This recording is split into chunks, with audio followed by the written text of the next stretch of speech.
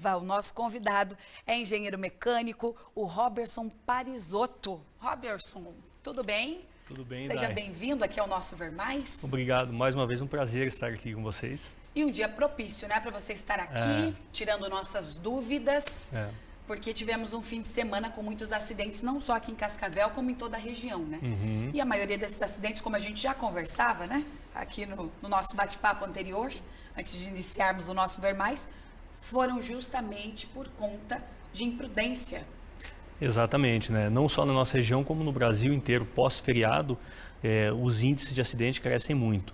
E muitas vezes é imprudência, é o não conhecimento das condições, tá? Das condições de veículo, condições de via, né?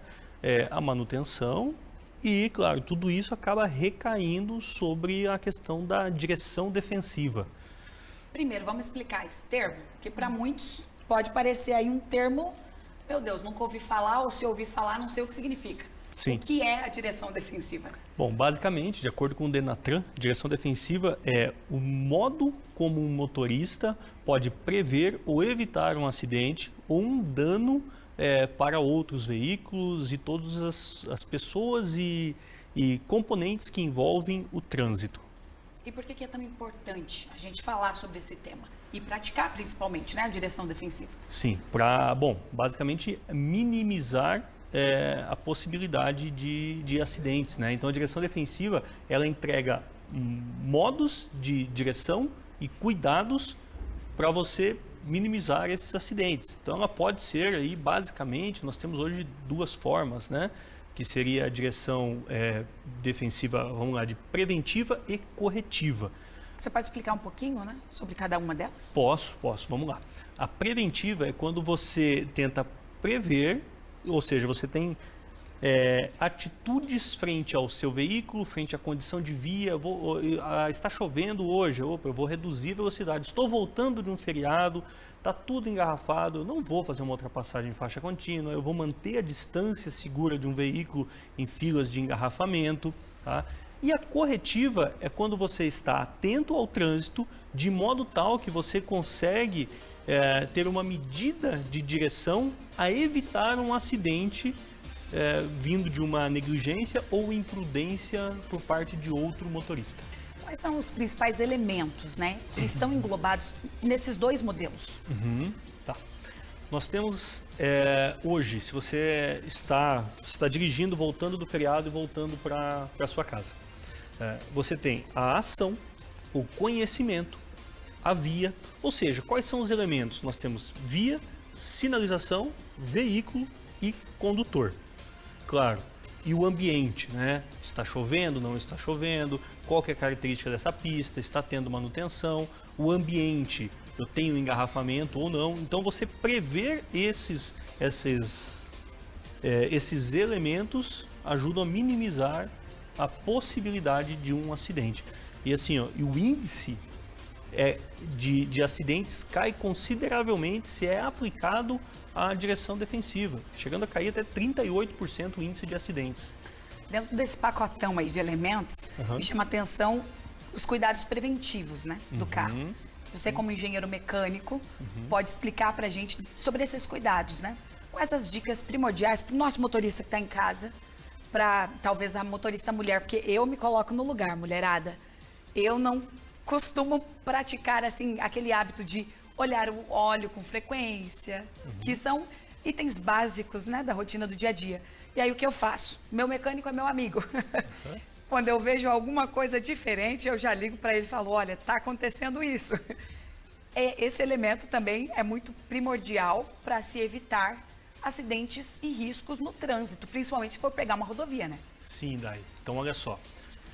Fundamental, por exemplo, parei para abastecer o meu carro, né? Não fiz uma revisão completa nele antes de pegar a estrada, antes de viajar, parei para abastecer o meu carro. Verifica o nível de óleo, o nível de água dele, isso no posto de combustível, né? O próprio operador da bomba, o frentista pode te ajudar nisso.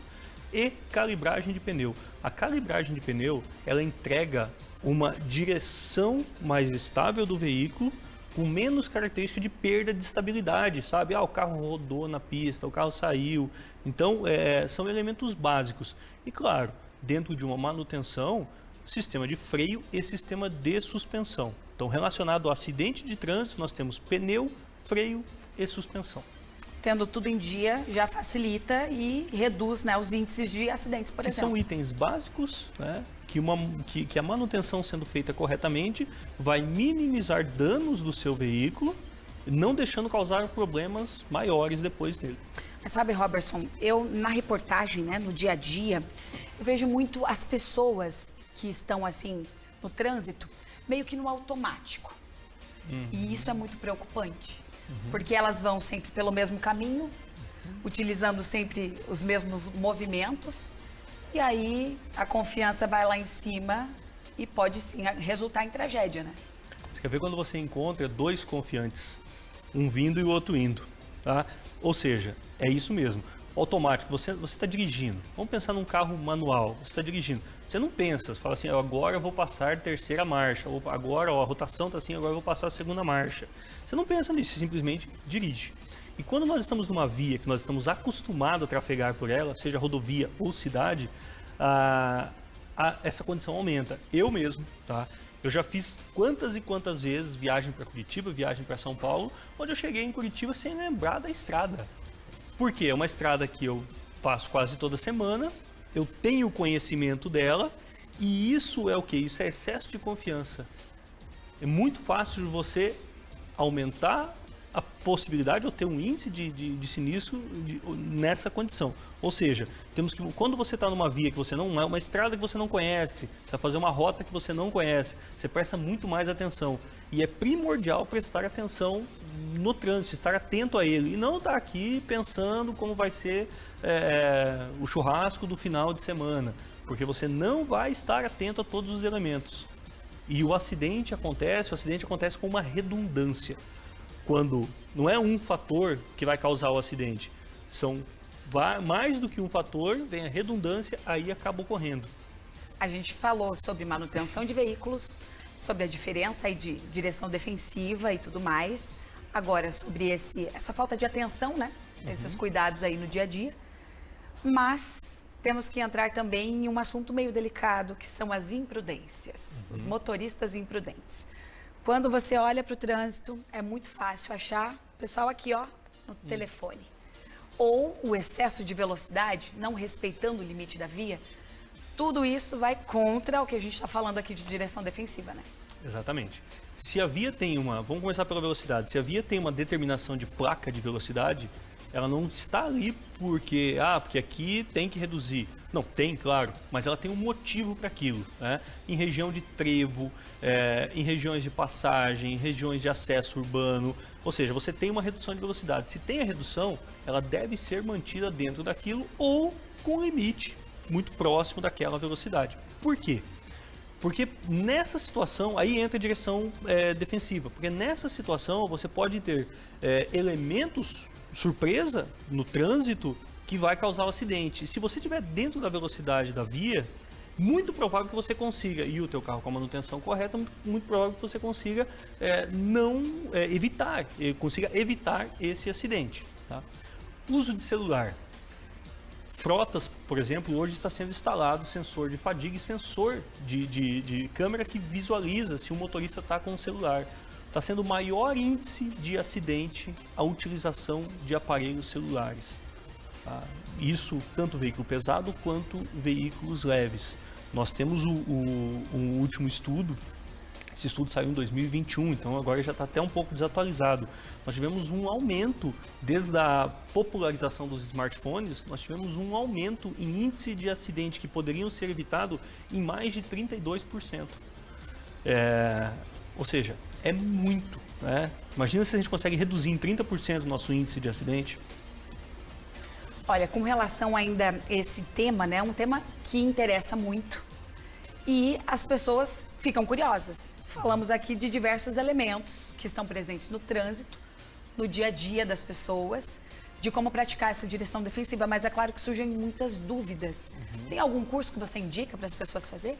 Então, existem algumas empresas que hoje oferecem, quando você vai fazer a sua CNH, né, existe uma carga horária de direção defensiva. Às vezes nós não damos atenção para aquilo naquele momento, mas depois a gente começa a entender a importância dela.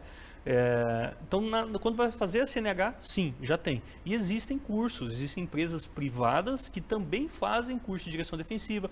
Por exemplo, para quem não é tão confiante ainda em pegar uma estrada, tem um pouco de medo de dirigir, eu fiz a minha habilitação há pouco tempo, ou eu não tinha costume de dirigir, hoje eu preciso dirigir. Então existe, por exemplo, Cascavel mesmo, existem empresas que fazem esse tipo de treinamento para tranquilizar o motorista e conseguir ter resultados satisfatórios.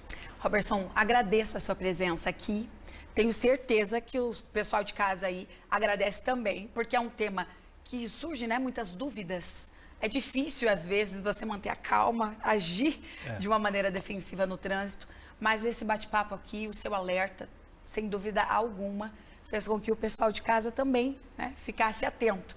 Mais uma vez, obrigada por ter aceito o convite e ter estado aqui conosco nessa minha semana de estreia. Sucesso nessa semana. Muito obrigado mais uma vez por estar aqui, né, esclarecendo alguns pontos que muitas vezes auxiliam as pessoas. Se a gente consegue entregar um pouquinho de resultado para alguém, já valeu a pena. Obrigado. Isso aí. A gente que agradece mais uma vez. Mas calma, que eu vou para o intervalo.